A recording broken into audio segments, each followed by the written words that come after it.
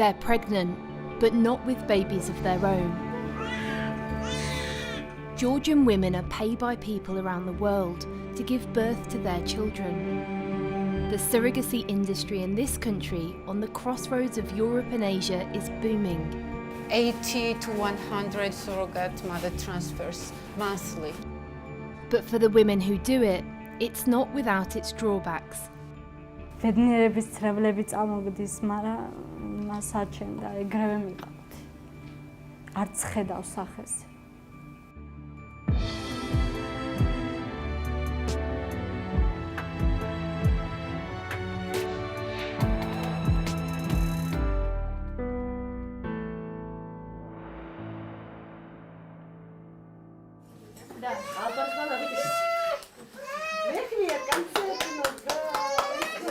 This household has put surrogacy in Georgia on the map. Last year, 24-year-old Christina Ozturk and her multi-millionaire husband welcomed at least one baby almost every month.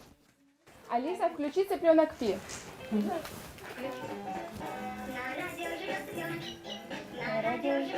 They now have 21 babies under the age of 2, all born through surrogacy.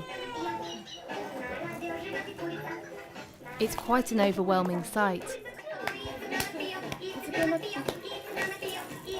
Может, погромче ее можно сделать? How many nannies do you have working at one time? 17. 17 nannies. Wow.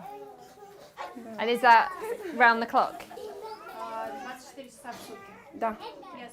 With so many babies, even the simplest things are run like a production line. Это так наш называемый паровозик. Можно увидеть с самого начала до самого конца. The main question I have is why? А почему бы и нет? Наши мечты общие. И я хотела много детей, он хотел много детей. It's not just that parents are allowed to pay for surrogacy that makes Georgia special. There are also almost no regulations about how many children you can have or who can have them. Do you sometimes feel torn into a million pieces? Да. Yes.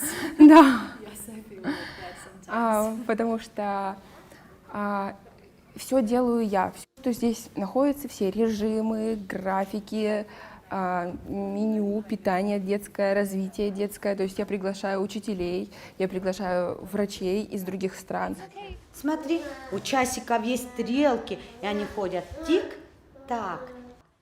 Christina's husband Galip has a well-known past worthy of some questions. He fled his native Turkey after being sentenced to life in prison there for soliciting murder, a charge he denies, insisting the conviction is politically motivated. Unfortunately, he's working today and not around to speak to. The situation with your husband with the courts, was that something that you were worried might stop your dream, or did the surrogacy agency not ask about those things? She will not answer on this question. She won't answer. She will not answer about this, about husband, no. Okay. Что? I've just... I was, По поводу Галипа в Турции. So did you have a relationship with the surrogate mothers then? То есть ты с ними общаешься? Я не... Также доктор, который был в клинике, он контролировал, как она кушает, тоже, то есть в каком состоянии она находится, все ли у нее хорошо, в хороших ли условиях она. И, то есть, мое общение с суррогатной мамой было только через клинику. Я не знаю ни в лицо, ни как выглядит, ничего. Georgia is one of only 4 countries in the world where it's legal to pay a woman to give birth to your baby. It pays well, about £10,000, which is around 3 times the average wage in Georgia, but it isn't without a personal cost. I've come to meet Nino, who's 39 and 8 months pregnant with her second surrogacy. Last time she had twins. ეს ჩემი წამლებია. ამას ვიკეთებ მუცელში, ნემსი არის. ამასვავ ეს არის წამალი იმის რა ქვია, ეს არის კიდე კარდიომაგნილი გულის მუცელში. Praxiparen. Is that every day? Yeah. As she has 5 children of her own, this will be the 8th baby she's given birth to. კი, yeah. იცის ფეხციმეთ რო ვარ და აქ მადებს თავს ხშირად და მეფერება. ესე თათით. She says she became a surrogate to provide for her children after leaving her abusive husband. ეს რვანაკერი, რომელიც არის მისგან მიყენებული შუშისგან და რა ვიცი, ძალიან ცუდად მახსოვს ეგ პერიოდი. How did it feel when you had somebody else's child in you and you had to give it away at the end of those 9 months?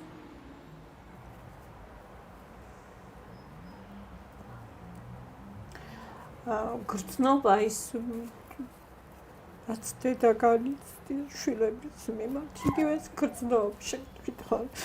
ანუ ხვარი მომზადებული ორგანიზმმა ხო იცის, რომ მან ხვარი იცის, რომ სხვისი შვილია ეს არა და ანუ ფსიქოლოგიურად ძალიან ძლიერი უნდა იყო და განცდები არ ვიცი, ალბათ იგივე. თუმცა ბევრი უნდა ვიმუშაო, რომ ეს ისე არ არის, მაგრამ ეხ წინასწარ არ ვიცი. მე მეგონა პირველზეც რომ ესე ვიყავი, რომ ადვილად დავთმობდი, არა, აი გადავიტანდი ამ ყველაფერს, მაგრამ ძალიან გამიჭირდა და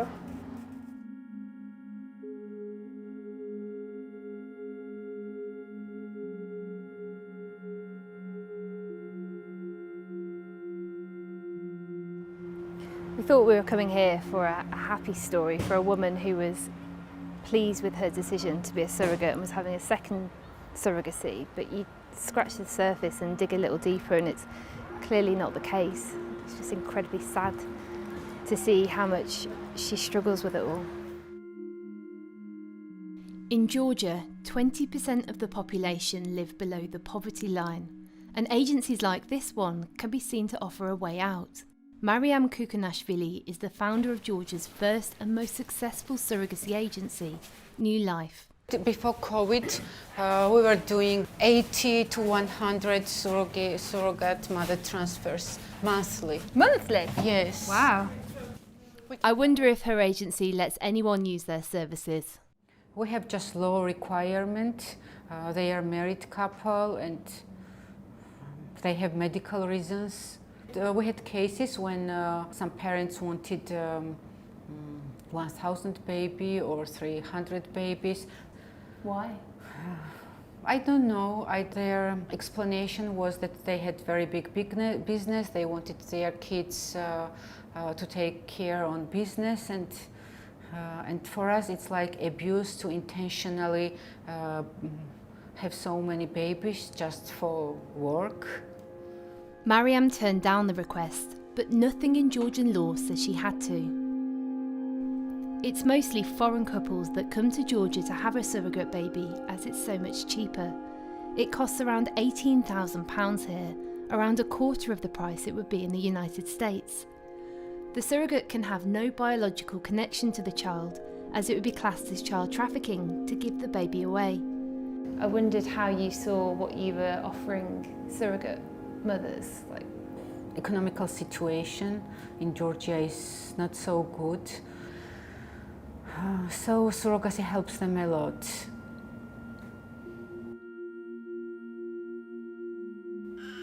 Across the city, 20-year-old Alessia has just become pregnant for a couple in Miami. She made the decision to become a surrogate at the lowest point in her life, after leaving an abusive relationship. Her ex-husband is in prison after punching her in the stomach when she was pregnant with her youngest son. She's come to this clinic for a checkup, but she's been feeling unwell and is worried something is wrong with the pregnancy. გუშინ წინ ცუდად ვიყავი. საღამოს გადასხმა გამიკეთეს. დღეს უკვე უკეთავარ. იმდენად ცუდად აღარა ვარ. ხომ ერთმა არქნას კიდე გავცუდად. It's a lot of pressure, as it's the biological parents' last chance to have a baby.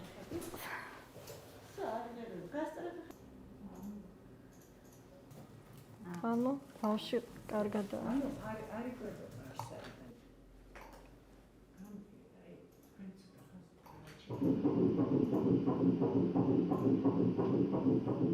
ძალიან კარგად, ძალიან ბედნიერი ვარ.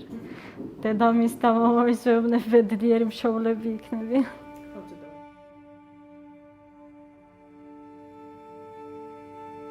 Alessia's been staying at this domestic violence shelter for a year now, the maximum time allowed.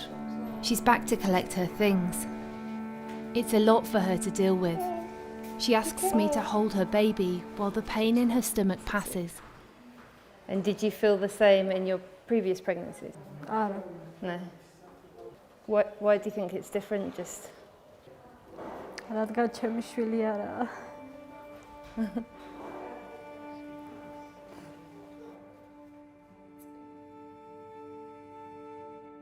More and more women at the shelter are becoming surrogate mothers, especially after the impact COVID is having on jobs. For women like Alessia, the money is the difference between being homeless and having a roof over her head. I wondered how you found out about surrogacy. Did somebody approach you and ask you if you wanted to do it? და ქალისგან გავიგე, ადრე იყო, გასული იყო, მაგრამ მოვიდა და გავიგე ამასთან რა მოვიდა და გავიგე ამის შესახებ. მითხრა რატო წვალობო, ყოველდღე აქ წვალობდა რაღაცა, არ გამოგდისო, მუშაობდი აქ, დღეში მქონდა 10 ლარი ხელფასი, 10 ლარი არ მყოფნოდა არანაირად და შემომთავაზა ეს.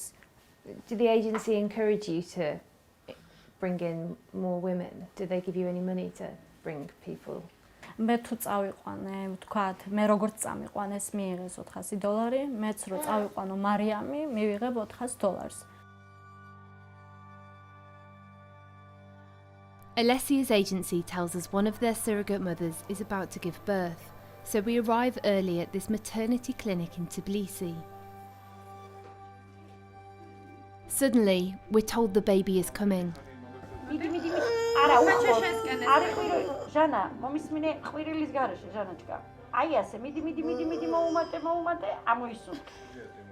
This is Jana's second time as a surrogate, this time for a couple in China.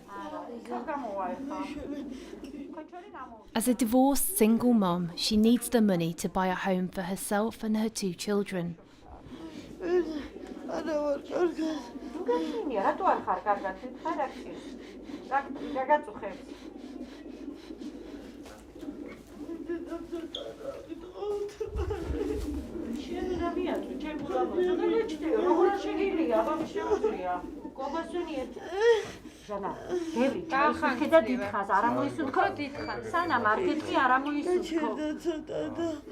After around 20 minutes, the baby is nearly out.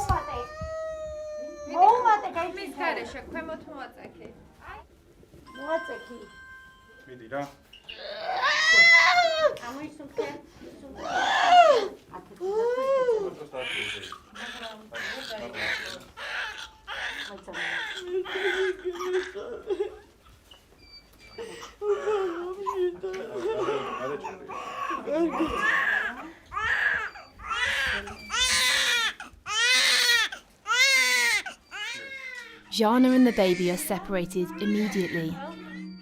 Surrogates aren't allowed to touch the child they've just given birth to. Is it strange now it's all over? თავიდანვე მომზადებული ვიყავი ფსიქოლოგიურად. თავარია ჩემთვის, რომ ბავშვი კარგად არის.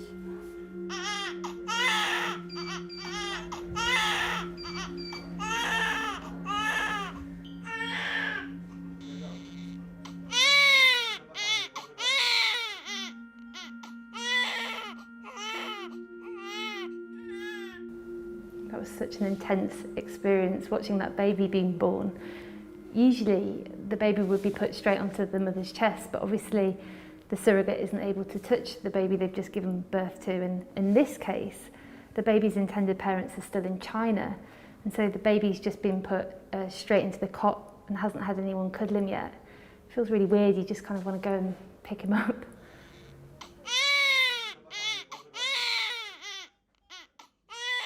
Naya runs the surrogacy agency that organised this pregnancy. Why aren't surrogate mothers able to touch the baby? Because after the birth, if surrogate mother will touch the baby, like there is a belief that surrogate mother will have the connection and will feel that she is a mother. So we don't want to destroy her feelings, taking the baby from her. Isn't it inevitable that a surrogate mother would connect with something growing inside them? During the pregnancy, like they know that there is a baby which is growing and needs to be delivered, but there is no feeling. Naya tells us the intended mother can't carry a child herself, as she had a hysterectomy to comply with China's one-child policy, which was then abolished in 2015. She speaks to the parents through a translator. Baby boy was born. Hello. I have surprise for you.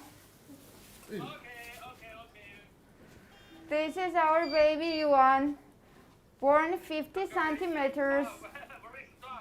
And here we have the surrogate mother, our hero. And she's feeling okay. Okay, if it's possible to say.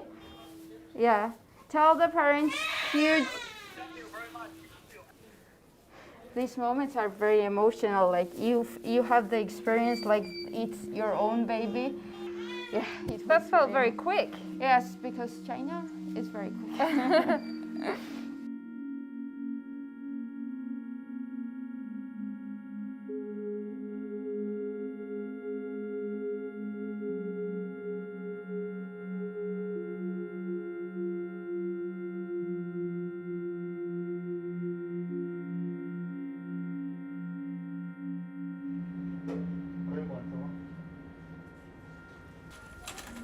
We're told the parents might not be able to come to Georgia for weeks, during which time the baby will be fed by the nurses.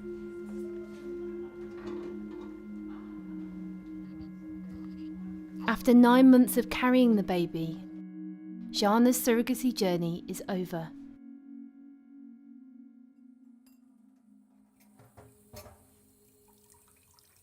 But for Alessia, it's just beginning, and her ability to pay for her new apartment hangs on a successful birth.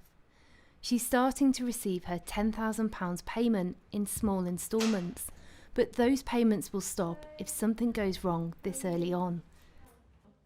It can be a ruthless industry.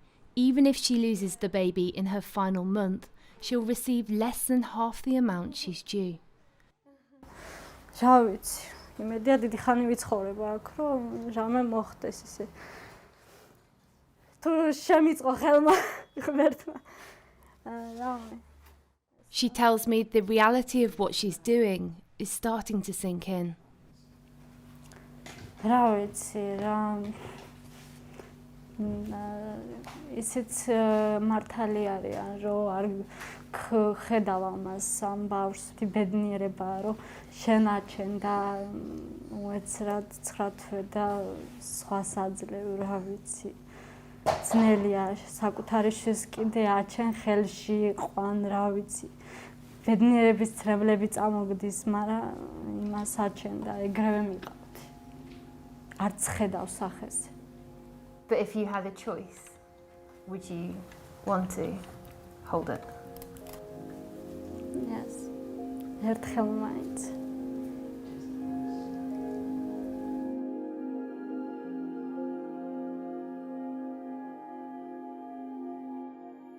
In the last few days, it's become clear to me that the women who become surrogates do so at a huge personal cost, and with hardly any regulation, there's nothing that forces agencies to provide aftercare, though both the ones we spoke to say they do. But the problem is there is no official industry body to answer my questions. Worryingly, this lawyer tells me that even the contracts being drawn up by the clinics fail to protect both the surrogates and the intended parents. Nothing stands for surrogacy itself. This sphere is basically not regulated at all. The contract maker is the one protected by the contract. And that's the agency or that's the clinic. But surrogacy's been big in Georgia for many years now. Why do you think it's still not regulated properly? Well, of course, it's very big business, and I would expect government to introduce special laws. So at the moment, it's a bit of a wild west. It's down to the agencies to regulate themselves. It's up to their own discretion, and they can do whatever they want to do. We asked a Georgian minister to speak with us, but they declined. Elsewhere, governments have put a stop to commercial surrogacy. Thailand has banned it, and India is about to do the same. Both countries cite the exploitation of women by richer foreign parents as the main reason. But those working in the industry say it helps both women to escape poverty and the families who can't carry children themselves. I want to ask Naya how much agencies know about surrogate mothers' lives. Most of the time, surrogate mothers are coming from bad social background. If the surrogate mother needs help with apartment, needs help with anything, so we are giving them all the conditions in order to have safe pregnancy. And what happens once they've sort of given birth? Do you carry on supporting them? Well, after the birth, like some of the surrogate mother has post-depression from the birth, and we are giving them psychological consultations in order to get back to the normal life. Do you think all agencies approach it the same way as you with the mental health aftercare? Do you think there should be more regulation to make sure that agencies have to do that? Like, I cannot say that all agencies do that, but if there will be regulation for that, that will be also helpful. We've spent some time now trying to understand all parts of this industry. We've seen many sad moments and found pockets of hope in the strangest of places. But ultimately what this story is about is the disparity in wealth and how poverty is driving some mothers to put their bodies and minds through the most extreme of circumstances, to carry babies for other people so they can provide for their own. Just before we leave Georgia, Alessia tells me some news that shocks me.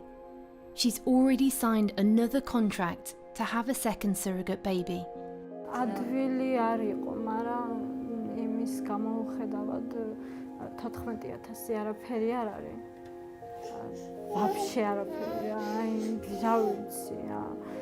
და მერჩევნა რომ რაღაცა თანხა მაინც მიმიღო, რომ გენა მაინც რომ მეკიდა ბავშვებისთვის.